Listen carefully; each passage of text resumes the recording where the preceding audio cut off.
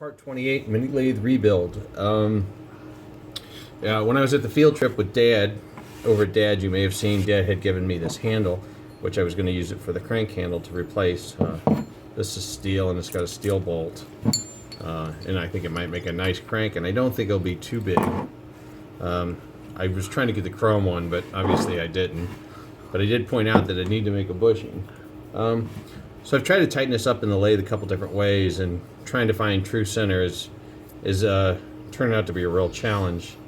Not having enough experience with doing this kind of stuff, and then there's a thought that maybe I can't get around this thing, which would kind of give me a true center. I've tried to get around this boss here, but there's a lot of interference. The 3-jaw. I don't have a 4-jaw chuck, which would help tremendously. And so there's probably a lot of different ways that this could be done, like I said. But I'm wondering if maybe when they had machined this, that this hole is true to the center. So my first kind of work is just going to be like a test to see. I was going to mill a piece of steel that can fit in here, tight, snug, and then put that in the lathe and see how true it is.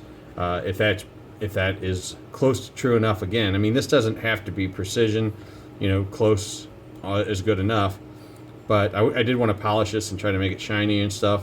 So I have this piece of pipe, and this is just a little bit oversized. So what I'm going to do is go ahead and cut this off and then machine this down to this diameter here, and go ahead and just kind of interference fit. Then I can go ahead and chuck this in and see how true we are.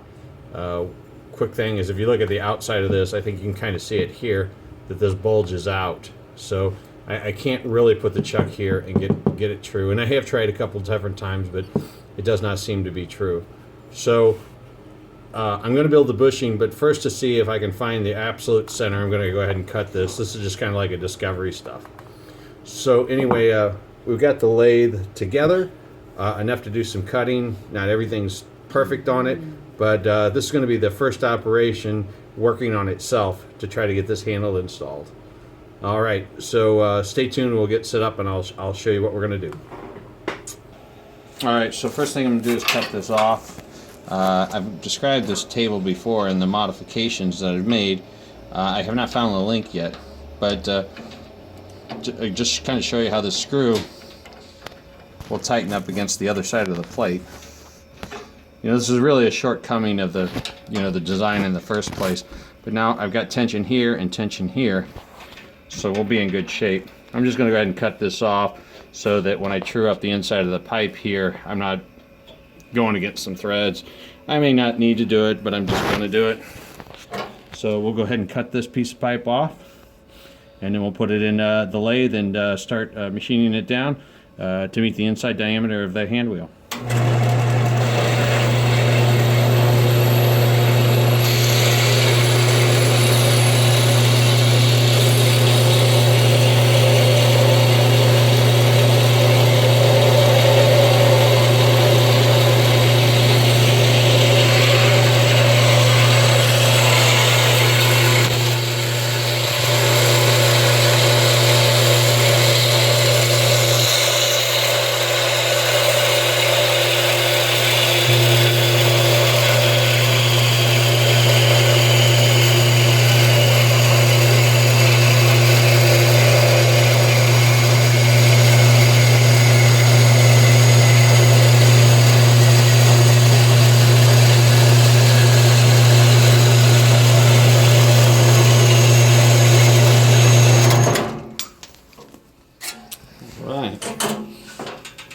Put a new blade on the saw, but I tell you what, it really makes a difference. It's probably a little warm here. All right, so I'll get this chucked up in the lathe, and we'll true this face off, and then we'll. Well, I had a little thought. Yeah, that's going to be an issue. I think overall, what I'm going to do, I'm going to go ahead and cut this other side off, just so the threads are not in our way, and then I'll put it in the lathe, true up the face here, and I'll bring it around and I'll face off this side, then I'll start coming in. So we'll go ahead and pause it now. We'll cut the other side off, and then we'll come back when we're checking up the one side. Okay guys, this is actually the first cutting operation I've done on the mini lathe for real. You may see some chips or whatever, but I just brought my cutting head from the Harbor Freight 10-inch. I just carried it over. Some chips have fell off. I don't have all the slack taken out in every place, and handles are a little tight, but just thought would give a demonstration of the power. I really don't know how this is going to work out, so you're going to see it for real with me. So this is the pipe that I'm going to use. I'll go ahead and chuck that up. And then I'll start the lathe just to verify. Oh, I was tucking that up. My crank my wheel there, the speed now. So I'm just going to start it up and see. It should be pretty straight right now. I mean, the edges are crooked from the bandsaw cut, but this edge should be pretty straight.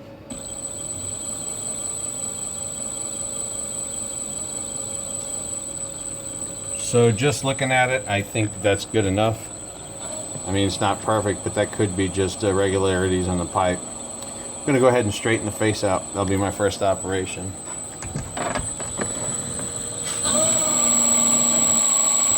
I've got the lathe up about 384. All right. 300 RPM maybe. And here we go. Carbide tip. Indexable carbide tip.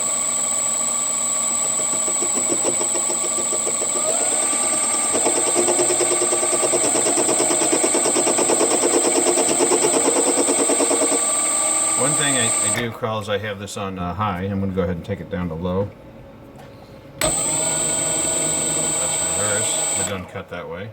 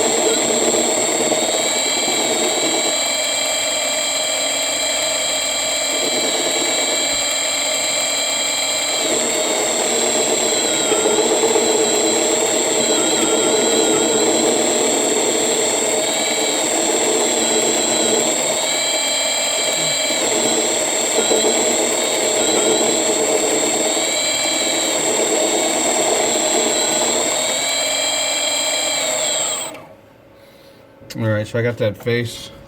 It's definitely different to use. It's not like the other one. You guys can probably hear it loading down. You know, maybe still wouldn't be the best thing for the first cuts and learning, but just happened to be what I needed right now. So go ahead and I've flushed this up into the chuck and tightened it up now. Take a look and see if it... Pretty true running this way. This face, obviously, because that's the other bandsaw cut, is all over the place. So we'll go ahead and clean that up.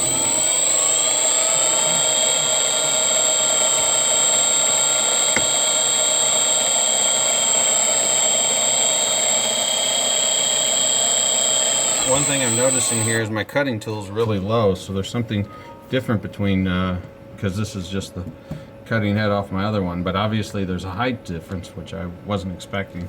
So my tool is low below the metal, but I'm going to go ahead and carry on.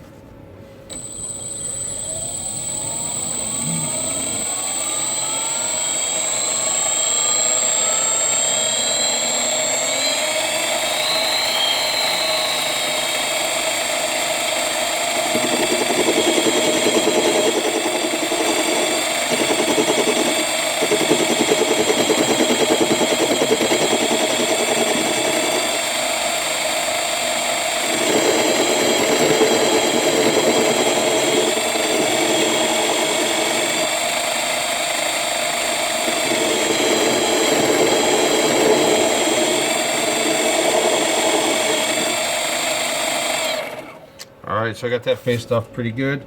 We're going to pause here, get the vernier calipers out, and we'll be right back. Okay, I got the vernier calipers, and the hole in the center is not perfectly round, as you may guess. But the widest point is 0.7730. So we're going to start by cutting there down to that depth, and then we'll try to hand fit it and work from there. In this case, I will be using the drive screw, just so we can test that out.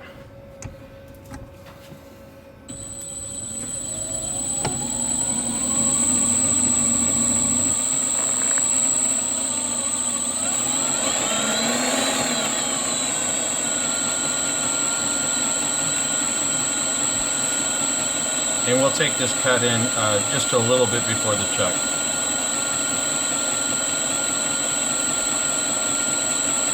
And we won't be doing this in one cut either.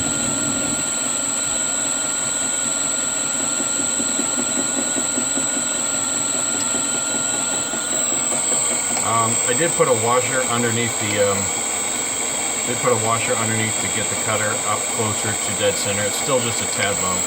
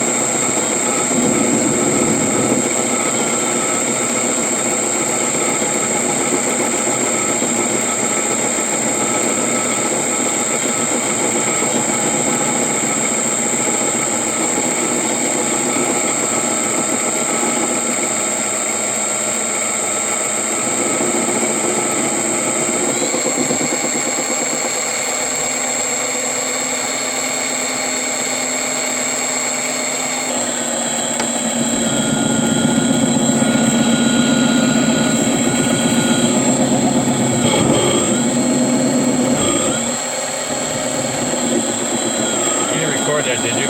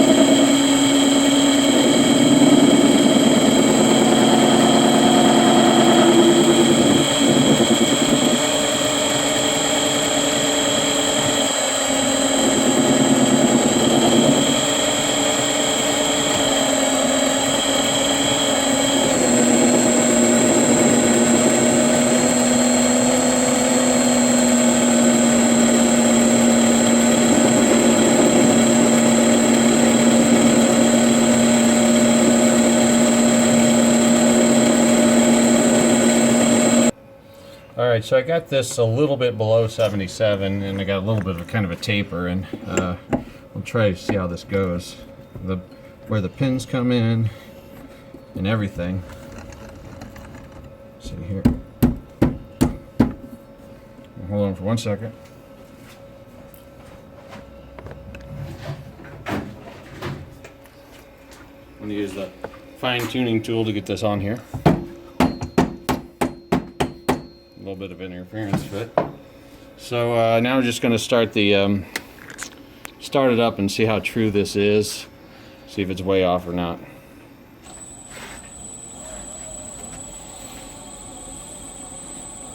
That doesn't look really great.